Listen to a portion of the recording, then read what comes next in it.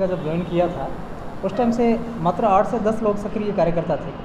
बाकी यहाँ पर कोई पार्टी के पास में कार्यकर्ता नहीं थे, पार्टी का कोई झंडा उठाने के लिए कोई तैयार नहीं था। मैंने जैसे पार्टी को ज्वाइन किया उस टाइम से मैंने सुदूर अंतर्राष्ट्रीय सरहद पर जा करके शिव विधानसभा, चौटन विधानसभा, बाड़मेर की 7 विधानसभाओं के मैंने विजिट किया। प्रत्येक व्यक्ति के साथ में जा कर के मैंने बात किया कि आज दिन तक हमारे 50 साल तक हमने कांग्रेस को मौका दिया, 18 साल तक हमने भाजपा को मौका दिया। इन दोनों का ऊपर हमेशा झंडा चेंज करती थी, इन दोनों का डंडा एक ही था। अभी कुछ दिन पहले हमारे माननीय मुख्यमंत्री अशोक गहलोत साहब ने कहा कि मेरी सरकार जब जा रही थी तब पूर्व मुख्यमंत्री वसुंधरा जी ने सरकार को बचाया था। तो इससे साबित हो रहा है कि इन दोनों पार्टियों का गठबंधन है, ये आम जनता के साथ में धोखा कर रही है। और इस धोखे से बाहर निकालने के लिए तीसरा इनके पास में कोई विकल्प नहीं था। और तीसरी कोई पार्टी अगर आती है तो सभी सीटों पर चुनाव नहीं लड़ती है। तब लोगों को लगता है कि अगर इनके पास में 2, 4, 5 सीटें अगर आ जाती है तो इनके साथ में मेहनत करने से कोई फ़ायदा नहीं है। तो वो मजबूरी में एक बार भाजपा को मौका देती है। 5 साल तक भाजपा ने खूब तरीके से लूटते, तब परेशान होकर कांग्रेस के साथ जाते हैं, कांग्रेस वाले परेशान करते तो वापस भाजपा के साथ जाते। तीसरा उनके पास कोई ऑप्शन नहीं था। तीसरा हमारे पास में यहाँ जो भाजपा थी वो सिर्फ धर्म की राजनीति करती है, हिंदू मुसलमान को आपस में लड़ा करके बात करती है। कांग्रेस वाले होते हैं तो वो भी अपने पास में धर्म से बात करती है, मंदिर मस्जिद की बात करके चुनाव लड़ती है। उनके पास में दूसरा कोई मुद्दा नहीं था।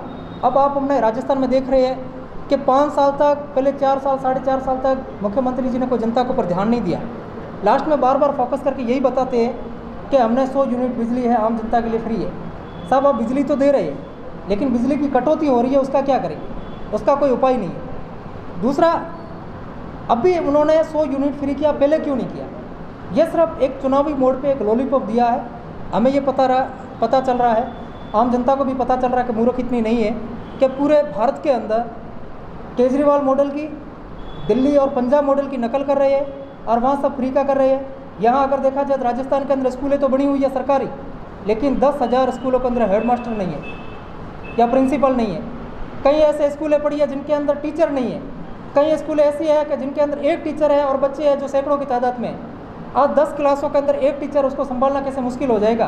तो ये जानबूझ करके भर्तियाँ नहीं निकाल रहे हैं। इनका कारण एक ही था, प्राइवेट स्कूलें जितनी भी हैं उनको ज़्यादा से ज़्यादा उनको आगे करके उनको जो शिक्षा की है ये कालाबाजारी कर रहे हैं। और उस कालाबाजारी के माध्यम से ही अगर देखा जाए तो ये पूरा भ्रष्टाचार करे, आम जनता की जेब के ऊपर डाका पड़ रहा है। और कोई भी अगर परिजन देखते हैं कि हमें बच्चों का भविष्य बढ़ाने के लिए प्राइवेट स्कूल के अंदर उनको भर्ती करवाए और उनको अच्छी शिक्षा मिले, इसलिए जानबूझ करके सरकारी स्कूलों के अंदर ये भर्तियाँ नहीं निकाल रही है। और जहाँ राजस्थान की अगर ये नौकरियों की बात करें, हर बार ये पेपर है वो चोरी हो जाते हैं, नकल गिरोह है वो पहले बाहर आ जाता है, पेपर पहले आउट हो जाते हैं। तो जब तक बड़े स्तर पर ये हो रहा है, पहले की बात करें, भाजपा सरकार की बात करें, जो ट्रक ड्राइवर थे वो सब इंस्पेक्टर बन चुके थे, अब वो इंस्पेक्टर बन चुके हैं। तो ऐसे कई मामले हैं कि हमारे सामने ऐसे हमने दस्तावेज निकाल के देख लिया, कई सबूत निकाल के देख लिया, लेकिन जाए तो जाए कहाँ? मैं जिस टाइम से अगर बात करें तो आपको सभी को पता होगा, ज्ञात होगा कि मैं कई जगह से मैंने भ्रष्टाचार के मामले उठाए। चाहे पचपदरा के अंदर डोडा चोरी का मामला होगा, मालखाने के अंदर, तो सबसे पहले मैंने इस मामले को उजागर किया। चाहे बाड़मेर के अंदर यातायात चालान घोटाले की बात करें, वो सबसे पहले मैंने उजागर किया। जब अभी जो सरकार है 100 यूनिट बिजली फ्री की बात कर रही है, इस मुद्दे को लड़ने के लिए मैं 2015-16 में लड़ रहा था। जब सरकारें नहीं थी, मैं बिना सरकार की, बिना ताकत का लड़ रहा था। नतीजा क्या रहा? मुझे 3 महीने जेल में रहना पड़ा, 5-5 FIR दर्ज झूठी करवाई गई। तो ये सभी चीज़ें होती रहती है। अब अभी तक मैंने इसका प्रयास किया। अब कई बार हमने जब जाते थे तो अधिकारी कहते थे कि साहब हम इसमें काम करने की तो मनसा तो है, लेकिन साहब ऊपर से प्रेशर है, ऊपर लेवल से प्रेशर है, पता नहीं ऊपर किसका प्रेशर है। मैं तो ऊपर वाले सिर्फ ईश्वर को मानता हूँ, खुदा को मानता हूँ, भगवान को मानता हूँ। वहाँ से तो प्रेशर है नहीं। वो तो मुझे हमेशा एक ही संदेश देते हैं कि तुम मेहनत कर। और संदेश कैसे देते हैं लोग ये भी जानना चाहते हैं, तो मैं आपके माध्यम से बताना चाहता हूँ। मैं 3 बार मौत को गले लगा चुका हूँ। पहली बार मैं ट्रेन में, मेरा हादसा हुआ, मैं ट्रेन से फेंका गया देहरादून एक्सप्रेस में, मैं जिंदा रहा। तब मुझे एक ईश्वर ने संकेत दिया, तुझे जनता के लिए काम करना होगा, तुझे अभी जल्दी मारेंगे नहीं। दूसरी बार मैं एक रोडवेज बस में जा रहा था, एक्सीडेंट हुआ, शामलाजी से निकलते गुजरात के अंदर बॉर्डर में एक्सीडेंट हुआ, मेरे लेफ्ट और राइट वाले दोनों की डेथ हो गई, मुझे खरोच तक नहीं लगा। ईश्वर ने उस टाइम संदेश दिया कि तुझे जनता के लिए काम करना होगा। तीसरी बार मैं गुजरात के अंदर एक नदी में गिर गया, मुझे बचाने वाला मर गया, लेकिन मैं जिंदा रह गया। ईश्वर ने उस टाइम भी मुझे संकेत दिया कि तुम्हें जनता के लिए काम करे, लेकिन करे कैसे? मेरे पास कागज़ और कलम की ताकत से मैं लड़ा। लेकिन कागज़ और कलम सी ताकत से जब लड़ा तब ये भ्रष्टाचारी सब एक हो जाते कि सरकार का ऊपर से प्रेशर है, साहब हमारे में मजबूरी है। और मैं उनको कहता था, साहब मेरे में मजबूती है, मैं लड़ने में मेरे में हिम्मत है, मैं लड़ता था। लेकिन उनके पास में ये देखते हैं कि साहब इनको राजनीतिक और राजनेताओं ने इस प्रशासनिक अधिकारियों को गुलाम बना रखा, इनको आज़ाद कैसे करवाए। अब मैं किसके साथ जाऊं? तो मैंने भाजपा और कांग्रेस दोनों को देखा, ये दोनों का ठगबंधन है, गठबंधन नहीं, इन दोनों का ठगबंधन है। और इस ठगबंधन के साथ में जाए तो मैं भी बड़ा ठग बन जाऊंगा। तीसरा मेरे पास कोई ऑप्शन नहीं था। आम आदमी पार्टी के अंदर भी अगर देखा जाए कि साहब आपके दिल्ली के स्वास्थ्य मंत्री थे, वो जेल चले गए, वहाँ भी घोटाला आ रहा, मन मेरा भी कच्चा था। मैं उनको आंदोलन के टाइम से आम आदमी पार्टी को फॉलो कर रहा था, लेकिन जुड़ने के लिए मेरा भी मन कई बार कच्चा पड़ता था। पंजाब के अंदर सरकार बनी, लोगों ने माहौल देकर के पार्टी में जुड़ना चाहा। मैंने कहा कि इस माहौल तो ऐसे बनते रहेंगे।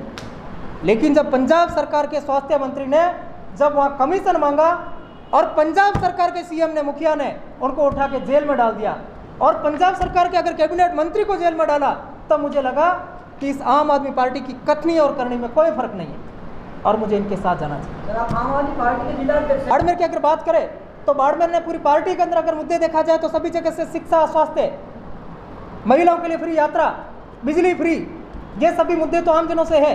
किसानों के मुद्दे, मैंने किसानों को बताता हूँ कि बाड़मेर के अंदर 500 करोड़ का घोटाला हुआ। घोटाला किस बात का होगा? मैं एविडेंस, दस्तावेज सब लेके बैठा हूँ। मैंने शिकायतें की क्या साहब जिन लोगों के पास भूमि नहीं था उन लोगों को फसली ऋण दे दिया, और जब सरकार ने 2019 के अंदर आते ही 2 लाख रुपए माफ किया तो वैसे लोगों का कर्ज माफी हुआ जिनके पास जमीनें नहीं थी। जब जमीनें नहीं थी तो उनको कर्ज कहाँ से मिला, और जब कर्ज मिला ही नहीं था तो उनका माफ कैसे हुआ?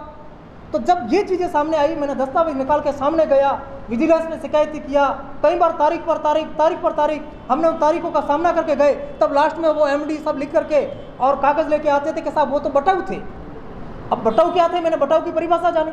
अब हमने एक शब्द की परिभाषा जाने के लिए भी वही आरटीआई का उपयोग करते हैं। अब आपने चुनावी मुद्दे जो किसान था उनका कर्ज माफी नहीं हुआ है, उनकी कर्ज माफी होगी। स्थानीय मुद्दों की बात करो, जितने सार्वजनिक सरकारी भूमि पे अतिक्रमण और गोचर के ऊपर अतिक्रमण करके बैठे हैं, उन अतिक्रमण से मुक्त करवाएंगे।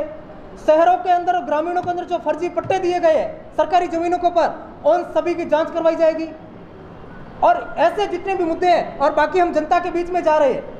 जब मैंने पार्टी ज्वाइन किया तो मात्र 8 कार्यकर्ता थे, आज हमारे 10,000 से ज़्यादा कार्यकर्ता है। और अभी आज हमारी जो मीटिंग थी यहाँ पर, ग्राम समितियाँ और वार्ड समितियाँ, प्रत्येक गांव और प्रत्येक वार्ड के अंदर हमारी समितियाँ बननी।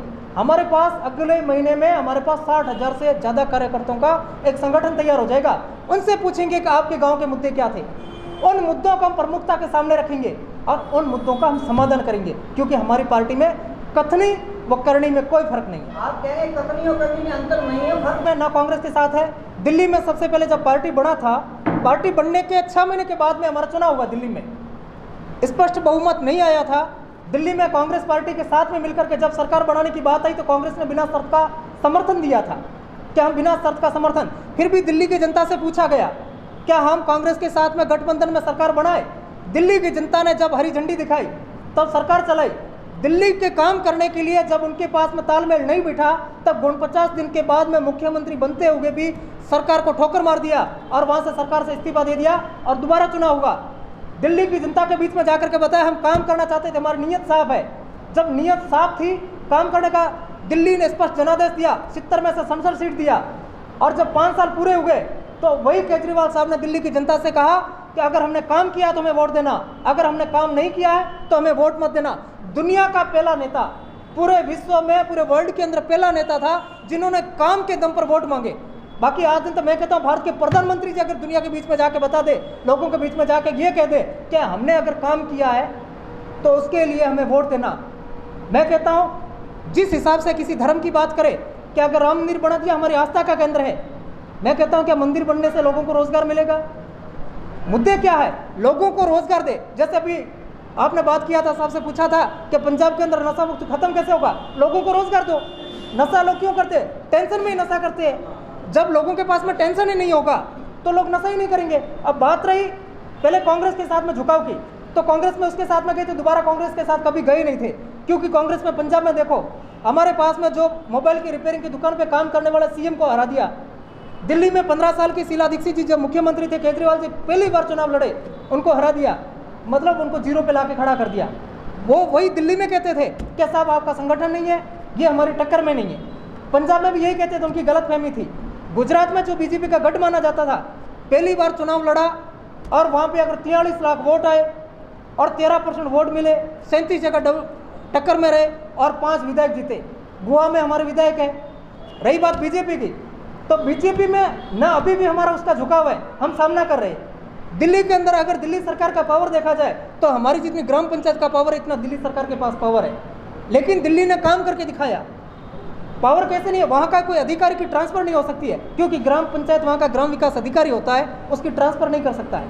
किसी टीचर की ट्रांसफर नहीं कर सकता है, क्योंकि उनके ऊपर जिसको थोपा जाता है उसको लेके चलना पड़ता है। तो दिल्ली सरकार में भी जिसको अगर IAS जो भी होता था उसको थोपते हैं, उसको लेके चलना पड़ता है। जब सुप्रीम कोर्ट गए, सुप्रीम कोर्ट की 5 जजों की संवैधानिक पीठ ने बैठकर निर्णय किया कि जब चुनी हुई सरकार इनकी ट्रांसफर कर सकती है, ये इलेक्टेड है, ये हमारे ट्रांसफर करने का इनको अधिकार है।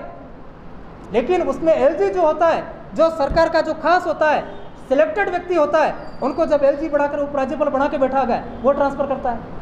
तब जब वो ट्रांसफर कर रहे थे तब उन्होंने जाकर रातों रात अध्यादेश लेके आ गए, मतलब उनको भरोसा नहीं और इसलिए अध्यादेश ला करके उनको रोकने का प्रयास किया। तो हमारा बीजेपी की तरफ झुकाव होने का सवाल ही नहीं होता है।